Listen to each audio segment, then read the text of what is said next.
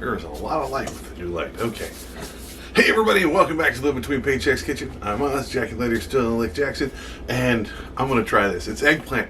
It's one of those things that I've always just kind of no. Even before it made me sexually uncomfortable in texting and emojis. But we're going to do eggplant. This is going to be great. Before we get into it, be sure to like, share, subscribe, do all the YouTube stuff, ring the little bell in that corner over there. You get notifications when we do these on Tuesdays or Fridays, as close as possible as we can. Also, there's a link down the thing for a doobly-doo for our merchandise. We got aprons and fake hands and spatulas and all kind of fun stuff. Hopefully a new ring light that'll be fixed later.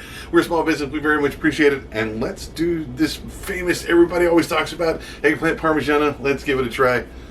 Let's jump into it. All right, a lot of this is going to be optional, but it looks intimidating, but it's not. So you're going to need a decent-sized eggplant. This is going to be making a little bit too much for me, as a matter of fact.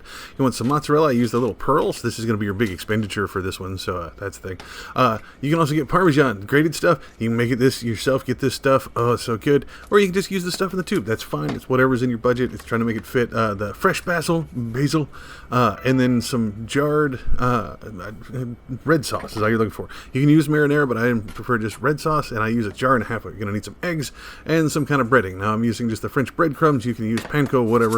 You're going to need some salt. Doesn't have to be the fancy salt. You're going to need some Italian seasoning and some garlic powder. And I mean, yeah, that's everything we do. It's got garlic powder in it, even the desserts, and some black pepper. Okay, you're gonna want some parchment paper, a couple of things. So first things you want to do, you want to sweat your eggplant, right? So get some paper towels, put it on a plate. It's not for frying this time, so it's not your secret weapon, but trust me, this is a thing. Then you want to get a nice sharp knife. Shout out to Andy, thank you very much for the big sharp knife here. And you want to cut these in rounds, okay? It's solid in the middle. I kind of thought it'd be open like a tomato, or a jalapeno or something. Solid, go figure. But you want to cut this down, and you want to do it at about 1/4 inch rounds here. You can go thicker, but it takes a little longer to cook, and you might, burn your cheese that way. So just go ahead and do the whole thing. Slice it down, like I said, as close as you can. Doesn't have to be exact. Don't have to get a tape measure out and get it done. And I use the entire thing, even the top and the very bottom of it, except for this part. And I feel like I'm oil because I'm just throwing the tip out here. So we're not using that. Then take these, spread these out, okay? If you get any bad spots, this had one single bad spot I didn't see. Just go ahead and take your knife, slice it out. It's not going to hurt the entire thing. You do that, lay them all out. Then you want to get your regular salt and sprinkle it, not heavily, but you want to get a good sprinkle on each one. This is going to draw out a lot of the stuff that makes it bitter. So you put this on here and let it sit for about 25 minutes, okay? And it's going to draw all that stuff out. You're going to have to do a couple of these if your eggplant's as big as this. So I did two. You can kind of see, like, watch the liquid run off of this. This is the salt drawing that out. Now you're going to take it and wash it all. Just put it in a colander, and wash the entire thing. That way you don't have to worry about washing it before. And then pat it dry. I thought it was weird to have to pat each one down, but we're just going to batter these like we're going to do fry, so it's better to wipe them down, okay? So you want a cup to 2 cups of your breadcrumbs in here. I ended up with, only had 1 and like 3/4 cup, and that was enough to do everything twice. Then you want to get a teaspoon of garlic powder.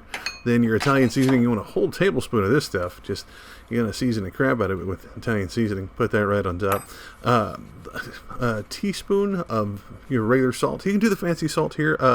Just the smaller, finer grain stuff spreads it out a lot more. We don't have just big salt clumps and on your stuff. And then it's supposed to be half a teaspoon of pepper. I enjoy the pepper. I'll usually add a little too much. Now take this and you're going to mix this up. This is going to be your breading for all your eggplant, right? This is the important stuff. So it takes a little while to stir it. Just make sure there's just no big large, like, hey, there's a bunch of pepper over in this corner, and that'll kind of help you mix the rest of it. Now put you at least 2 eggs in this bowl here. Ended up taking me 3 eggs to do all of them twice. I'm going to show you the trick. Now grab it by the end. So you want to, hold it by the end and then put the middle and just give it a nice little crack. Just one little smack right there. Just always, more gentle is better than heavier. Put your thumbs in that hole, pull it open. Takes a little bit of practice, but I've had a lot of people ask how you do that. There you go. All right, now get you a fork, poke the yolk, and then just wump the ever-living hell out of it. Just keep going until it's a nice consistency where it doesn't have those big clumps of, usually the whites of the eggs will stick together really well. So as long as you can run your fork to it and it doesn't stick too much. So get you some parchment paper and something you can bake it on, baking sheet, cooking sheet, whatever. Now, into the eggs. Don't worry about your fingers. You're going to batter them. You're going to want to eat them. Just don't eat your fingers. And then right into your breadcrumbs. Then flip it over. Now, The recipe just said to do this once, but just like when I'm frying stuff, I like to do it twice. It kind of covers all the places where I've been touching it, where it slides down. So this is just, and while you're doing this, go ahead and preheat your oven to 425, okay? We can get, 425. So you can go ahead and get that started while you're still doing the rest of this. So this is all just one, but I still had a lot of breadcrumbs and stuff left. Now, it looks good. It looks pretty when you're doing just one, but I'm going to go ahead and double them up. So I was able to double all but like 2 or 3 of these. I wanted to leave them just like the regular stuff, these here. But yeah, and then just the rest of the breadcrumbs, just put them right on top to let them bake, right? That egg and the eggplant stuff will keep it bake down and stick to it, where it won't just be warm crumbs sitting on top of something.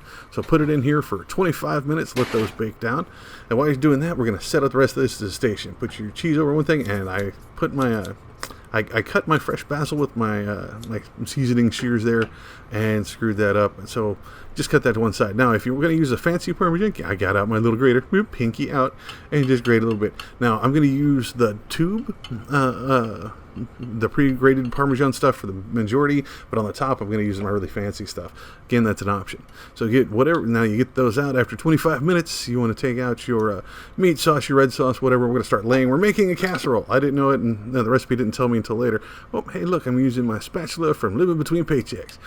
Spread it out a little bit on the bottom.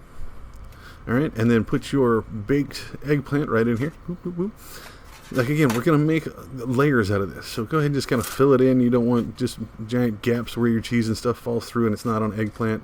So now you layer your Parmesan. Again, I'm using the pre-grated stuff. Comes in here. Mostly just because that's what fits in the budget. The extra Parmesan, just mostly because I got to eat it. It was out of budget, but just showing you how this goes. And then take your fresh basil. You can use the freeze-dried stuff, the dried basil. That works fine, but I always think just the smell and the flavor comes out of the fresh stuff so much better, especially when you're baking stuff. So go ahead and just put that in there as best you can. Kind of spread it out. Trying to be artistic. And then mozzarella comes in these pearls, right? Like, you can get the big slices and whatever, put one on each, and that'll be fun, and that's a lot of mozzarella. But I like these little pearls. You can kind of direct the cheese a little bit better, and it's not just shredded, because most of the shredded stuff is really dry. Or freshly grated stuff, so just the pearls just give me a little more control on my cheese.